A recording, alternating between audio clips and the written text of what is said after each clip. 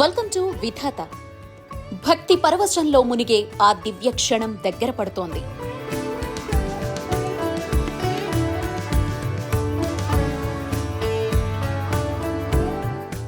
భద్రాచలంలో సీతారాముల కళ్యాణం కోసం ఏర్పాట్లు జోరుగా కొనసాగుతున్నాయి.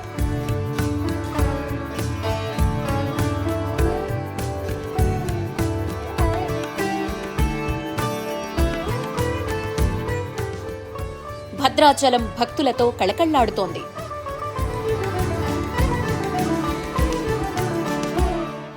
ప్రతి వీధి భక్తి రసంతో నిండిపోతోంది. సీతారాముల కళ్యాణం కోసం ఆలయంలో ప్రత్యేక అలంకరణలు ఆకట్టుకుంటున్నాయి. కళ్యాణ వేడుకల కోసం పండితులు ఘనంగా సిద్ధమవుతున్నారు. వేద మంత్రాలతో ఆలయం మార్మోగనుంది. ఈ దివ్య కళ్యాణాన్ని ప్రత్యక్షంగా చూడాలని భక్తుల ఉత్సాహం ఉప్పొంగుతోంది.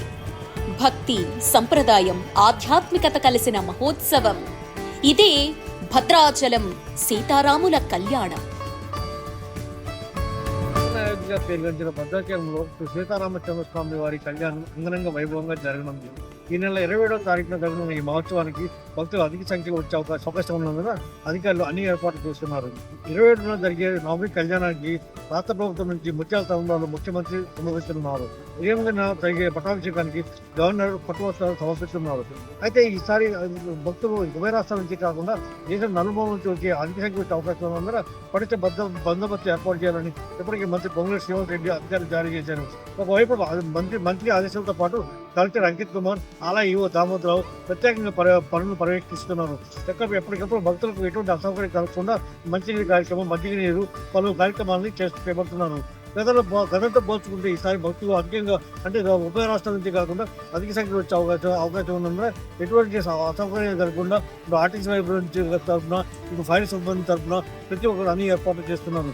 అటువైపు ప్రసాదాలు సమర్పించుకున్నట్టు ప్రసాదాన్ని కూడా భక్తులకి సరిపడా సమకూర్చాలని, అలాగే తలంబాన్ని కూడా సరిపడా సమకూర్చాలని ఇప్పటికీ ఆలయ యువ దామోదరావు ఆదేశాలు జారీ చేశారు. శ్రీరామాయ నమః, శ్రీమతే రామానుజాయ నమః. భద్రాచల దివ్యక్షేత్రంలో జరిగేటువంటి వార్షిక ఉత్సవాలలో చాలా ప్రసిద్ధి పొందినటువంటి ఉత్సవాలు మనకి రెండు. ఒకటి వైకుంఠ ఏకాదశి ఉత్సవాలు. ఇది సుమారుగా మనకి సూర్యుడు ధనువు రాశిలోకి ప్రవేశించిన తర్వాత వచ్చేటువంటి బుద్ధ ఏకాదశి నాడు ఈ వైకుంఠ ఏకాదశి ఉత్సవాలు జరుగుతాయి. ఇది మనకి డిసెంబర్ కానీ జనవరి నెలలో జరుగుతుంటాయి. ఆ తర్వాత మళ్ళా ప్రసిద్ధి పొందినటువంటి ప్రపంచ ప్రసిద్ధి పొందినటువంటి మహోత్సవము మనకి భద్రాచల క్షేత్రంలో నవాన్నిక తిరుకళ్యాణ బ్రహ్మోత్సవాలు విశేషమైనటువంటి ఉత్సవాలు. ఇవి మనకి చైత్రమాసంలో ఉన్నటువంటి పాడ్యం నుంచి పూర్ణిమ వరకు కూడా జరుగుతాయి. ఇందులో వసంత పక్ష ప్రయుక్త తిరుకళ్యాణ నవాన్నిక బ్రహ్మోత్సవాలుగా కొనియాడటం జరుగుతుంది.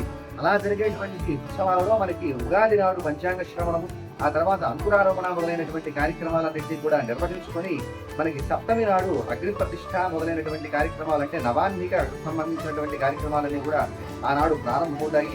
ఇలా ప్రారంభమైనటువంటి కార్యక్రమాలు మనకి పూర్ణిమతో ముగియటం జరుగుతుంది. అలాగా మధ్యలో జరిగేటువంటి శ్రీరామనవమి చాలా ప్రత్యేకమైనటువంటి ఉత్సవం, ప్రపంచ ప్రసిద్ధి పొందినటువంటి ఉత్సవము ఈ శ్రీరామనవమి. అయితే భద్రాచల క్షేత్రంలో శ్రీరామనవమి అంటే సాధారణంగా రాముడు పుట్టినటువంటి నవమి కాబట్టి దానికి శ్రీరామనవమి అంటే చైత్రశుద్ధ నవమికి ఆ పేరు వచ్చింది. అయితే సాధారణంగా ఇతరత్ర మనం చూసినట్లయితే అయోధ్యాలాది మొదలైనటువంటి క్షేత్రాలలో ఆనాడు మామూలుగా పూజల సేవ మొదలైనటువంటి ఉత్సవాలు చేస్తారు. కానీ పుట్టినరోజు కళ్యాణం చేయడం ఏమయ్యా అంటే అదొక ప్రత్యేకత, అది భద్రాచల క్షేత్రానికే ఉన్నది. దానికి గల కారణం మనం చూసినట్లయితే నిత్యావతార సమయేతస్య కళ్యాణమాచరేత్ అనేటువంటి పాంచరాత్రాగమ శాస్త్రానుసారంగా అంటే ఏ రోజు ఏ దేవుడైతే అవతరించడం జరిగిందో ఆ రోజు ఆ దేవుడి యొక్క కళ్యాణాన్ని ఆచరించాలి అని మనకి ఆగమశాస్త్రం చెబుతోంది. అదుగోండి ఆ ఆగమశాస్త్రాన్ని అనుసరిస్తూనే ఆనాడు భక్తరామదాసు గారు శ్రీరామనవమి నాడు సీతారాముల కళ్యాణానికి శ్రీకారం చుట్టడం జరిగింది. ఆనాటి నుంచి నేటి వరకు కూడా చాలా విశేషంగా భక్తజనుల యొక్క హృదయాన్ని మొత్తం దోచుకునేటువంటి విధంగా ఈ కార్యక్రమం ఎంతో సుసంపన్నంగా జరుగుతున్నది కనుల పండుగగా. అలా జరిగేటువంటి శ్రీరామనవమి నాడు కళ్యాణాన్ని ఎవరైతే దర్శిస్తారో వారికి అశ్వమేధ యాగ ఫలితం లభిస్తుంది అని చెప్పి మనకి బ్రహ్మపురాణం చెబుతోంది. కాబట్టి ఎక్కడా లేనటువంటి ప్రత్యేకత ఇక్కడ ఉన్నది. అంతేకాకుండా ఏనాడైతే భద్రాచలంలో శ్రీరామనవమిని నిర్ణయించడం జరుగుతుందో ఆనాడే ఇతరత్ర ఆలయాల్లో కూడా కళ్యాణం చేసుకునేటువంటి ఒక సంప్రదాయం కూడా బయలుదేరిందయ్యా అంటే దానికి నాంది పలికినటువంటి క్షేత్రం మనకి భద్రాచలమే అని చెప్పవచ్చు. అటువంటి ఎన్నో ప్రత్యేకతలతో కూడుకున్నటువంటి కళ్యాణోత్సవం భద్రాచల రామచంద్రమూర్తి ఉత్సవము ఈ ఉత్సవంలో మనకి రాష్ట్ర ప్రభుత్వం వారు కూడా భాగస్వామ్యం పొందడం చాలా ప్రత్యేకత. ఆనాడు మనకి కానిష రామదాసు గారిని బందీఖానాలో ఉంచినటువంటి సందర్భంలో సాక్షాత్తు రామచంద్రమూర్తి వెళ్ళి ఆయన విడిపించాడు. 6 లక్షల బంగారు మాడని కానిషా నుంచి. ఆనాటి నుంచి కానిషా మనకి పట్టు వస్త్రాలను, అలాగే విద్యాల తరంధ్రాలను, గులాల్ మొదలైనటువంటి వాటిని సమర్పించడం జరిగింది. అలా ఇప్పుడు ప్రజాప్రభుత్వం ఏర్పడిన తర్వాత నుంచి రాష్ట్ర ముఖ్యమంత్రి వర్యులు ఎవరైతే ఉన్నారో వారు తీసుకువచ్చి ఆ కళ్యాణోత్సవం సందర్భంలో మనకి స్వామివారికి వాటిని సమర్పించడం జరుగుతుంది. అలా ఒక ప్రత్యేకత మనం ఈ కళ్యాణోత్సవంలో మనం చూడవచ్చు. అలాగా కళ్యాణమైనటువంటి మర్నాడు మనకి స్వామి యొక్క మహాపట్టాభిషేకం అని చెప్పి చేస్తారు. ఈ మహాపట్టాభిషేకోత్సవం ఎలాగయ్యా అంటే మనకి రామచంద్రమూర్తికి రామాయణ పారాయణంతా పరిపూర్తిని పురస్కరించుకుని మహాపట్టాభిషేకం చేస్తారు. భద్రాచల క్షేత్రంలో ప్రతి పుష్యమి నాడు కూడా పట్టాభిషేకం జరుగుతుంది. కానీ విశేషించి వసంత నవరాత్రుల్లో శ్రీరామనవమైనటువంటి మర్నాడు, అలాగే శరన్నవరాత్రుల్లో విజయదశమి నాడు 12 సంవత్సరాలకు పుష్కర పట్టాభిషేకము, అలాగే 60 సంవత్సరాలకు మహాసామ్రాజ్య పట్టాభిషేకోత్సవం అనేటువంటిది భద్రాచల క్షేత్రంలో జరిగేటువంటి పట్టాభిషేకంలో ఉన్నటువంటి వివిధతలు. అయితే ఇతరత్రా మనకి పుష్యమి నాడు జరిగేటువంటి పట్టాభిషేకాన్ని మామూలుగా పట్టాభిషేకం అని చెప్పి, సంవత్సరానికి ఒకసారి జరిగేటువంటి పట్టాభిషేకాన్ని మహాపట్టాభిషేకం అని చెప్పి ఇక్కడ పిలవడం అనేటువంటిది ఒక విశేషమైనటువంటి ఆచారంగా వస్తున్నటువంటి విషయం. ఆనాడు మనకి గవర్నర్ గారు దీనిలో భాగస్వామ్యాన్ని వహిస్తారు. ఈనాడు రామచంద్రమూర్తికి విశేషమైనటువంటి నదీ జలాలతో ప్రోక్షణ కార్యక్రమము, అలాగే పాదుగాది మొక్కట పర్యంతం కూడా రాజలాంఛనాల సమర్పణ ఈ పట్టాభిషేకం నాడు చూడవచ్చు.